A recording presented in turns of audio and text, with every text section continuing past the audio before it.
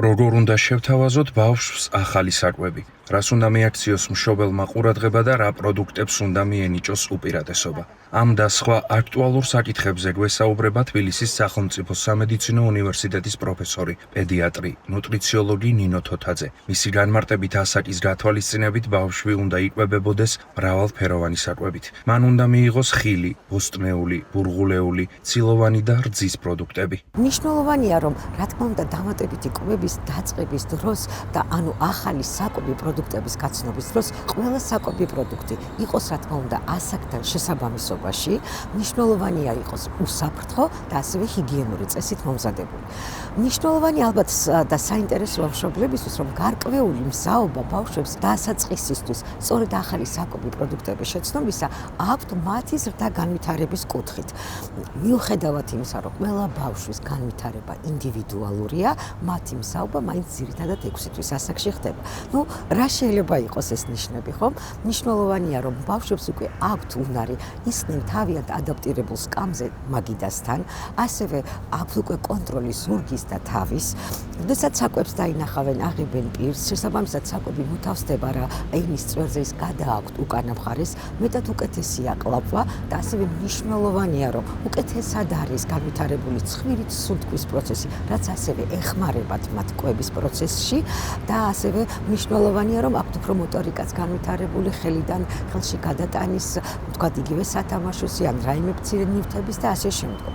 ყველა ეს დეტალი და მზაობა რა თქმა უნდა გვეუბნება, რომ ისინი მზად არიან ახალი საკვები პროდუქტების შეცნობის კუთხით. მნიშვნელოვანია, რომ ყველა პროდუქტი იყოს რა თქმა უნდა ჯანსაღი, რომელსაც ბავშვს მივაწოდებთ.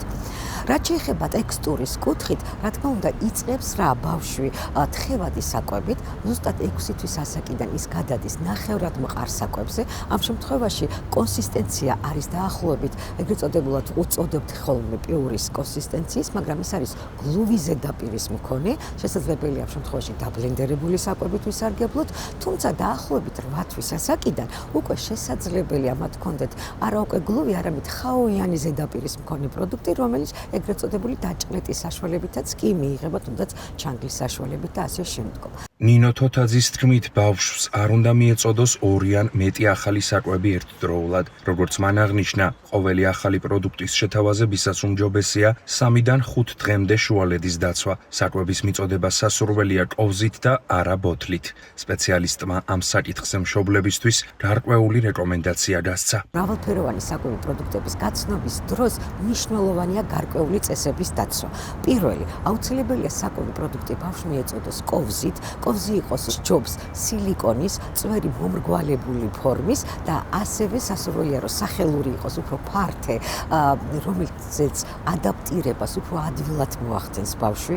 მნიშვნელოვანია, როგორც აღნიშნე, ის იჭდეს თავის ადაპტირებულ სკამზე მაგიდასთან, ასევე იყოს მშვიდი გარემო, ნაკლებად ეკრანდამოკიდებული პერიოდი კვების, არ დაუმატოთ ბავშვების საკვებს შაქარი და მარილი განსაკუთრებით 2 წლის ასაკამდე და სასურველია, რომ მშობელი ესაუბროს ბავშვს საკვების მიწოდების დროს, რომ რამდენად ჯანსაღ საკვებს იღებს, რომ ეს მნიშვნელოვანია მისთვის, თუ რა პროდუქტს მიიღებს და შესაბამისად მეტი საშუალება მიცეს ახალი პროდუქტის გაცნობის.